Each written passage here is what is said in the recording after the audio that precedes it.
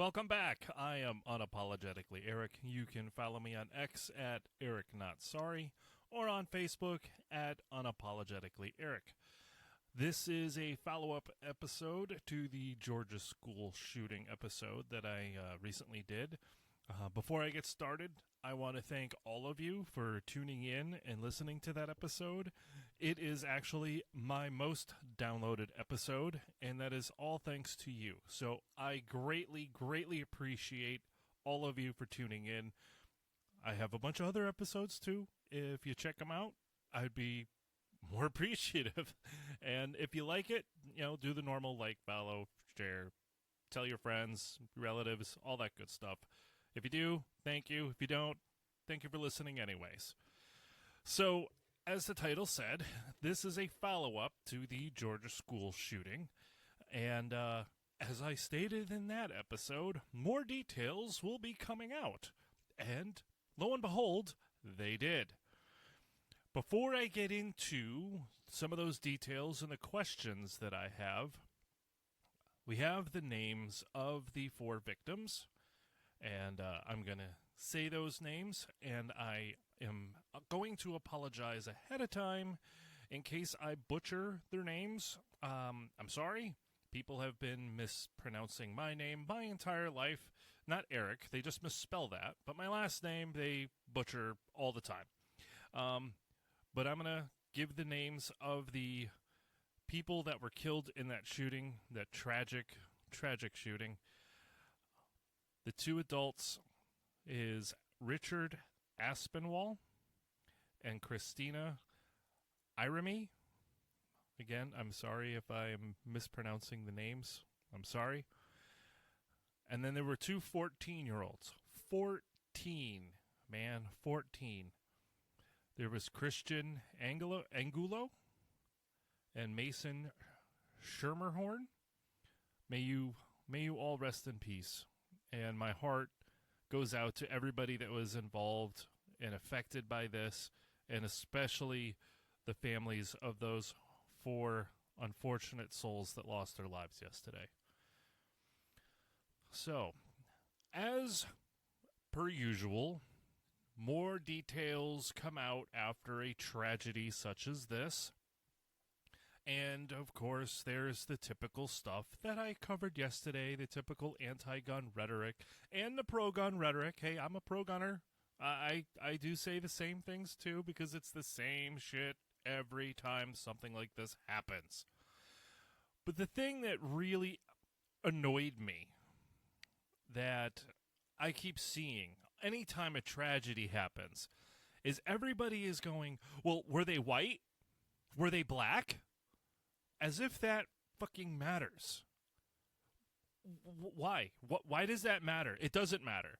All that does is it leads to finger pointing.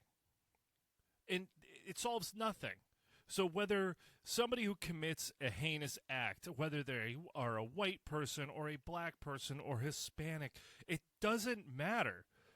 All that does is lead to finger pointing and people saying, well, that person looks like you, so that is indicative that all people that look like you are evil and bad. And no, shut up. Why do we do that? Why? Just like the name of the person who committed this heinous act, this act of murder, is out. You can look it up because I am not going to say their name. They can fuck right off. I'm not giving them any notoriety on my podcast. That person's name will never be uttered from my lips. No, I'm not giving them any clout whatsoever. One thing I will say is they're 14. The person that committed this heinous act was 14. Yeah, I've got questions. But also, one of the things that I saw on social media was, the comment was, I bet he was a Trump supporter. Are you fucking kidding me? As if our country is not divided enough. We're going to start dragging politics and politicians' name. Okay, well, then I'm going to say, well, I bet you he was a Harris supporter. Yeah, so there. What did that prove? What does that solve? Nothing. It just makes you look like an asshat. Stop. Yes, I understand we want details because we're curious and most of us can't fathom doing such an act. Yes, we get angry. Sometimes we get rageful. We punch a pillow. Maybe we kick a puppy. I'm kidding. Don't kick puppies. I'm making a joke. It's just a joke. It's just jokes. But we all get angry and mad. And yeah, maybe we do punch a pillow or punch the wall or whatever. Okay, that's fine. You're getting that out. I get it. But most of us cannot fathom doing such a heinous, violent act. So we want to understand. That's why we ask the questions like, well, who did it? Why did they do it? And we never normally get the why. And even when we do, it's kind of, I don't know, it's lackluster. It's like you finally understand, well, this person did this because of this. And you go, really? Really? And it doesn't really hit home for you. It doesn't make sense because you're normal, kind of. But we're kind of normal. So when we do find out the reason why someone does something, we're like, well, that's kind of dumb. That's lame. That's weak. It's like if somebody goes out and commits a heinous act and they're like, well, why did you do that to that person? Well, that person, murdered my mom. It's like, oh, okay. Still, two wrongs don't make a right, but it makes sense. I get it. I can understand that. But more times than not, overwhelmingly, we hear the why and we just go, that doesn't make any sense. Why would? Because we're normal. We don't think like that. We're not in that mental state, which, of course, is a good thing. But again, as I have stated, I have questions. Because one of the big details that has come out. Actually, let me rewind before I go there. In yesterday's episode, I was talking about having armed guards at schools. Well, luckily, that school did have a school resource officer. That officer, from what I have read, now mind you, I work all day. I'm not in the news. I'm a welder by day. That's what I do. I was not listening and binging the news all day. But I believe, from what I heard, this school resource officer confronted the student, and he gave up. He laid down his weapon and did, he followed the orders of the officer and basically turned himself over to him. So having that officer there, yes, tragedy struck. People lost their lives. And as I have stated yesterday, everybody in that school, their life is forever changed. But without that officer there, how much worse could it have been? I do not want to think about that. I genuinely don't.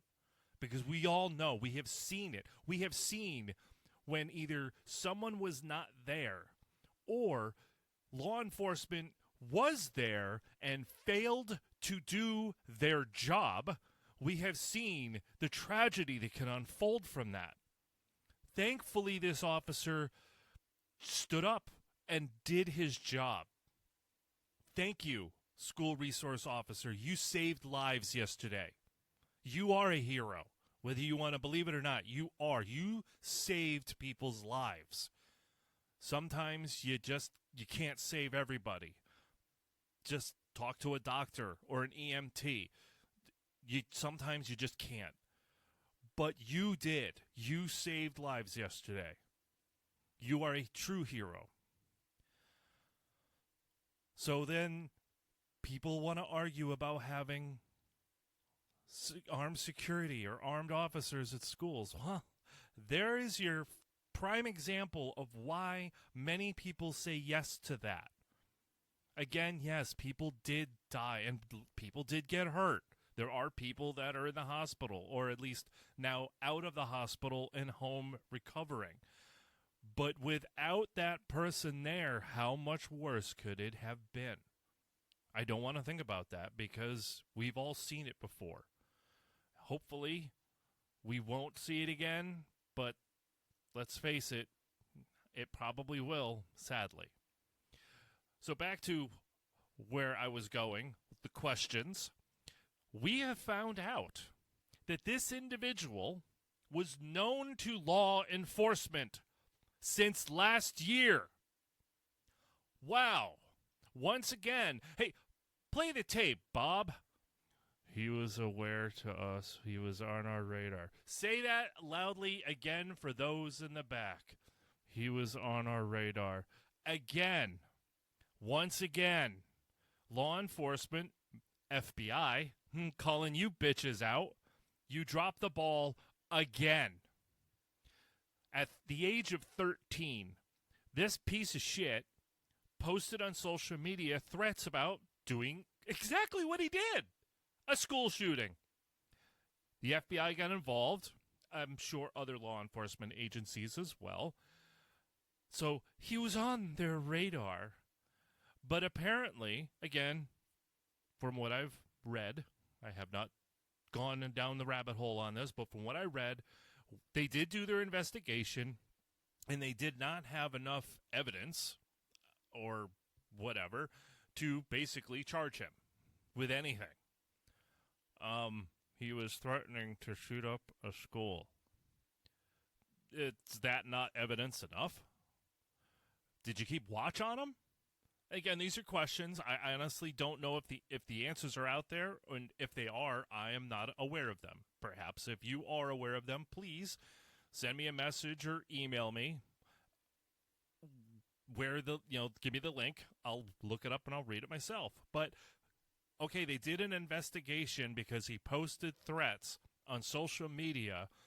They did not charge him or do anything like that because you didn't have enough evidence. Again, did you watch him? Did you monitor him? I mean, you're already looking at people's Twitter and Facebook and all of that shit and their Instagrams, because of politics and crap, or because they said something negative against the vaccine or whatever.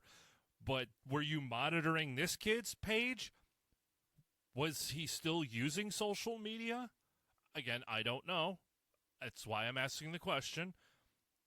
I don't know if he still was using social media. If he was it encrypted? Was he not posting stuff like this again? Again, these are just questions I don't have the answers to, but I certainly would like the answers to them. So again, they dropped the ball. They were aware of him and his threats, and again, they dropped the ball. Another question I would like to know was, did he get any psychiatric help? Did he just get an evaluation and, he seemed normal? Or was he under, the guidance of a counselor or a psychologist or something? Again, I don't know the answer. Maybe he was. I don't know. Maybe he showed signs of improvement. I don't know. But these are the questions I have. And I'm sure many of you have the same questions. Also, another question. Is this kid just broken? Like I discussed in my previous episode, some people are just not wired right. Was he just not wired right? Is he broken?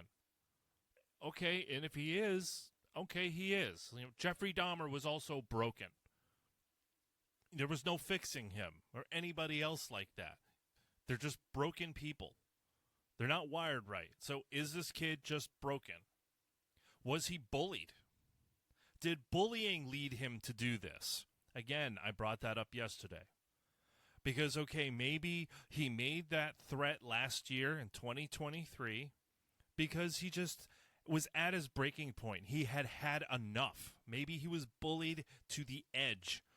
And then the investigation came. Maybe he calmed down. Maybe he did talk to someone. Maybe he just talked to his parents. I don't know. Maybe an aunt or a grandpa or something. Again, I don't know. And maybe it simmered down. And maybe he had a decent summer. Because I don't know what month he made those threats. Maybe it was, it could have been September. I don't know. But maybe it simmered down. Maybe his bullying simmered down and he had a good summer. And then school started back up, and it was the same old shit, and he was like, nope, fuck it, I've had enough. I'm going to make true on my threat. Again, I I'm just asking questions because I don't know. But just like yesterday, nobody wants to talk about that. Nobody wants to talk about bullying. They just want to blame the gun. Blame the gun. Well, okay, it's a tool. It's an inanimate object. It needs someone to operate it. So, like I said yesterday, a machete or a chainsaw or a weed whacker or hedge trimmers or whatever.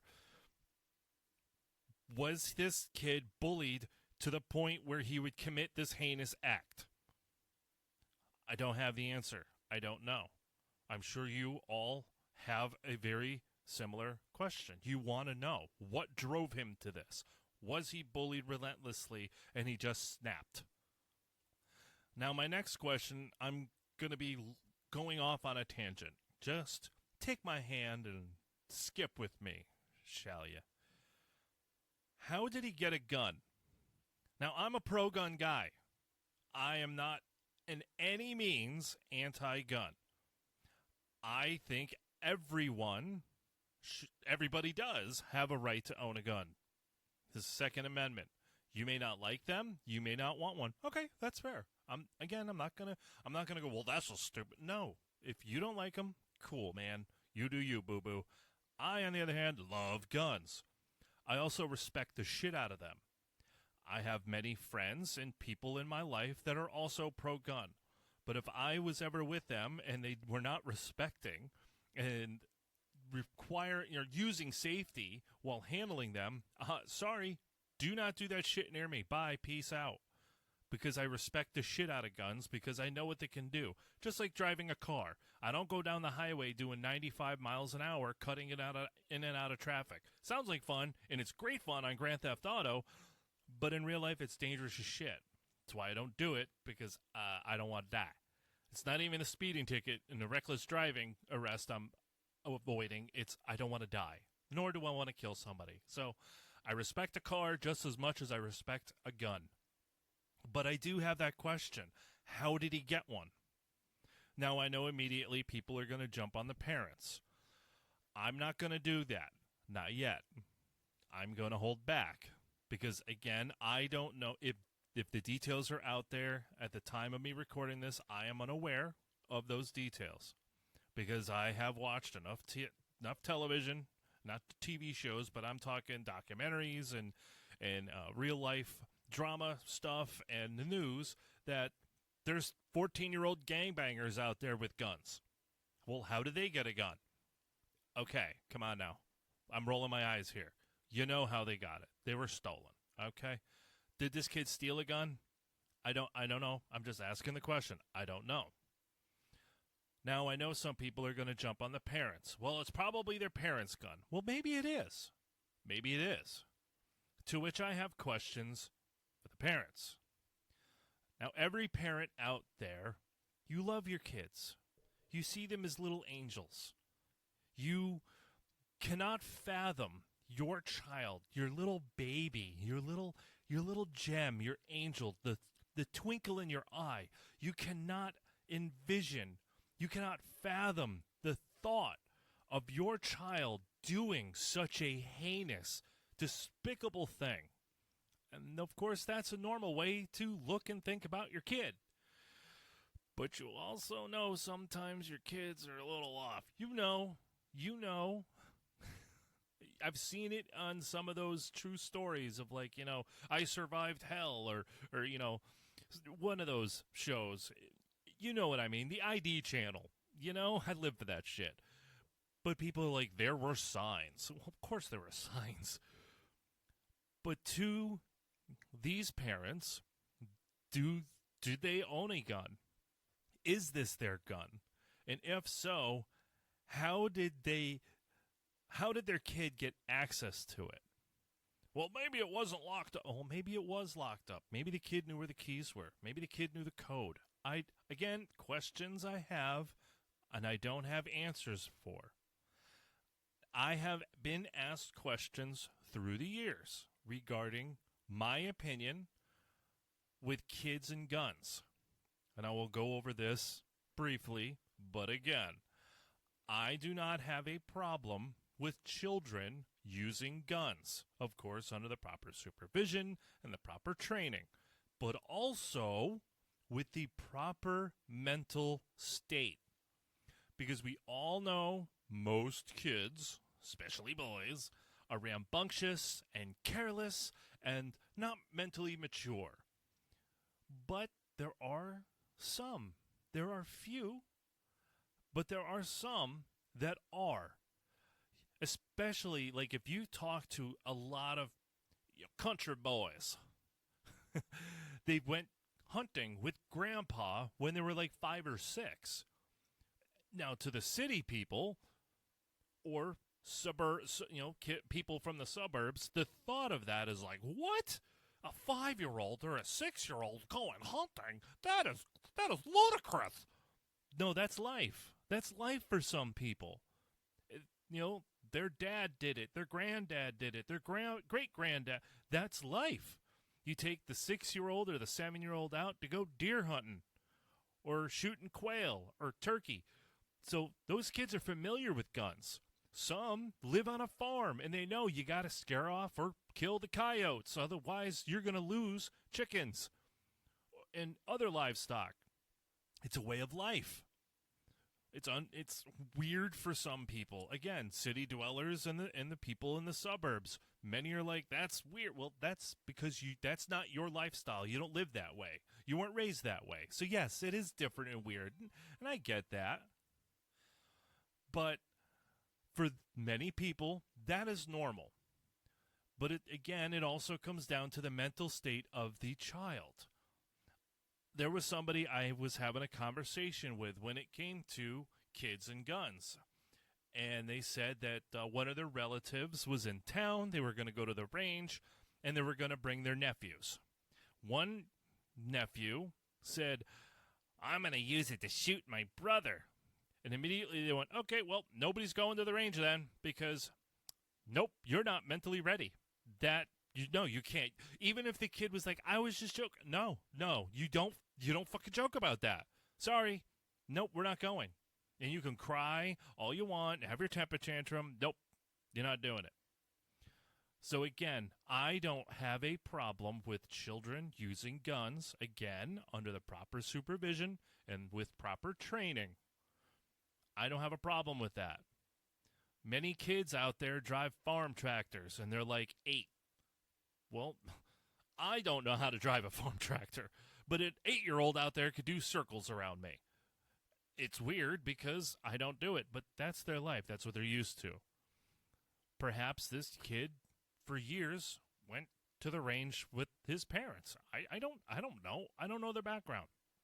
However,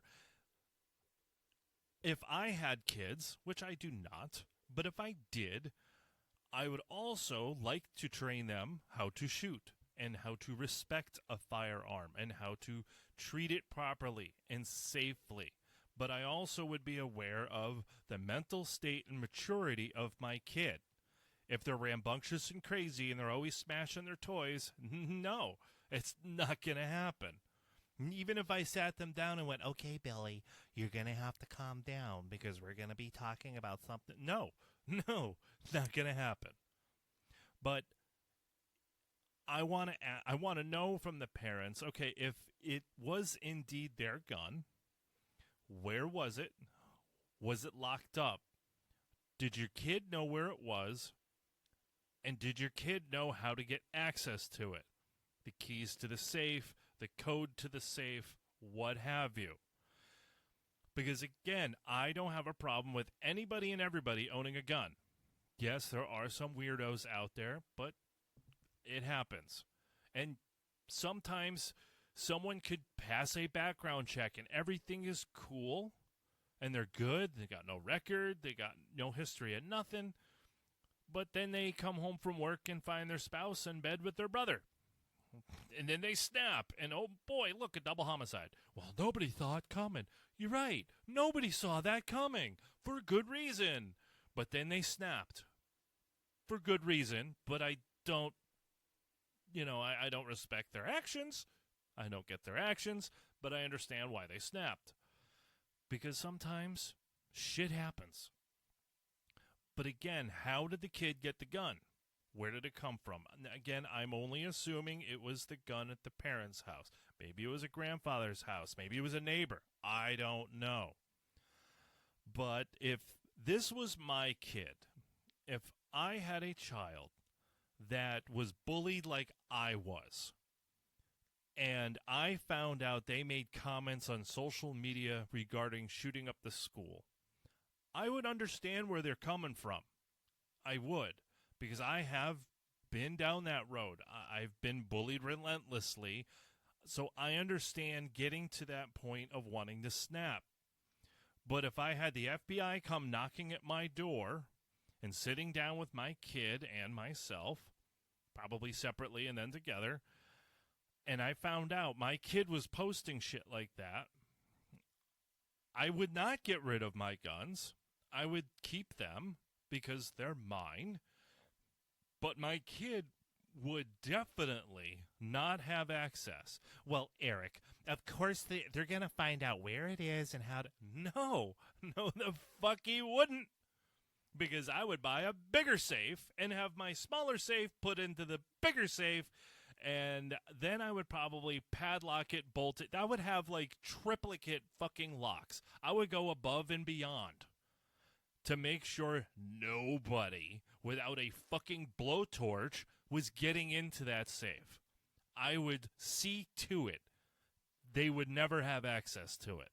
Hell, I probably would lose access to it because I would forget the goddamn combinations. But that is one of the questions I have for the parents. If you had guns in the home, okay, fine, cool.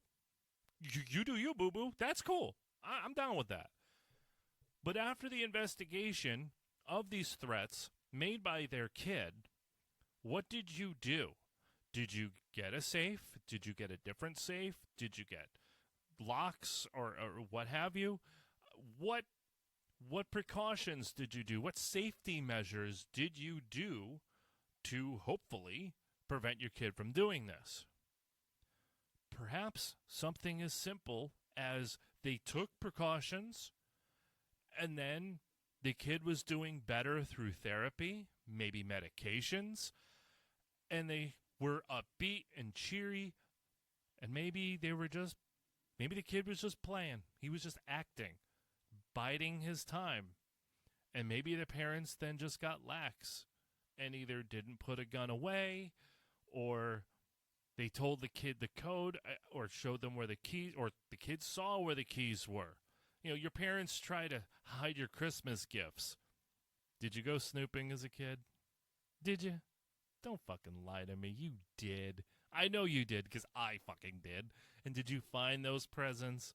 And then you had to pretend on Christmas morning or Hanukkah morning, whichever, or Hanukkah, it's that night, right? I'm sorry. I'm ignorant when it comes to that stuff. But when it came to opening gifts, you had to pretend you didn't know you were getting it. Come on. We all did. Don't lie. But you saw stuff. You know, it's kind of like boys, you know, or men out there listening to me. You knew where your dad kept the Playboys. You did. Because I did. I know I did. Not going to talk about that anymore. But you know where your parents hide stuff. So maybe he just lurked around a corner, kept an eye. Oh, that's where Dad keeps the keys. Okay. Maybe that is genuinely the case. Maybe the parents did take precautions to lock up the guns. And maybe lock them up to lock them up even more. But when somebody is hell-bent on doing something, they're going to do it. They will find the means in which to do the act. That's just what people do. I can't make any more excuses. I can't say anything more. It's people. If people want to do something bad, they're going to do something bad. Period. But if the parents, if legal reasons here, if after the investigation by the FBI, the parents did nothing and just, it's boys being boys, then in my opinion, they should also be held liable. I don't like saying that. I really don't. But if they took no precautions and no safety and took it all as it's a joke, it's just he's going through a phase, you're living in denial. You didn't take it serious, and real shit happened. Again, I hope that is not the case, but perhaps. Because again, most parents cannot envision their beautiful little angel doing something so heinous. And I am sure, and I am sure though, we will get more details as this story unfolds. And hopefully there are not any copycats out there. But sadly, people are looking for clicks and clout. And also, people are suffering. Kids are suffering. Depression amongst kids is off the charts right now. It's off the fucking rails between social media and bullying and seeing parents and adults argue, especially over politics, and being told the world's coming to an end if Donald Trump is elected, or the country is going to burn to the ground if Kamala Harris is elected, or, global warming and climate change. Greta Thunberg tells us we're all going to die within the next 5 years. AOC, we're all going to be underwater. They're young, fragile minds. And again, many, not all, but many aren't strong mentally to handle so much shit and so much information and so much. You know, you got to get up early and go to school and come home, and you're going to stink. So take a shower, put on your deodorant, get your homework done. You know, go to practice, come home from practice, take a shower, put deodorant on. You stink. Eat. Is your homework done? You stink. You're a loser. Fuck you, retard. You're a piece of shit. Your mom's a whore.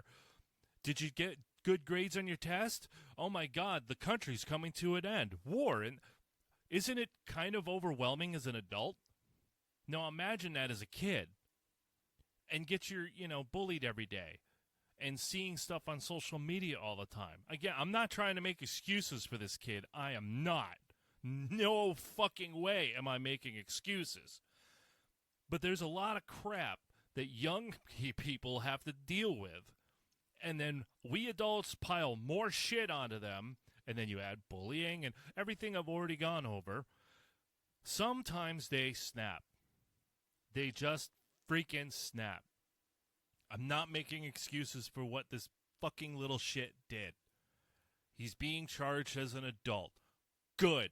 Throw him in jail. Lock up the fucking door. Don't ever let him out. Period. I really don't have not much more to add to that.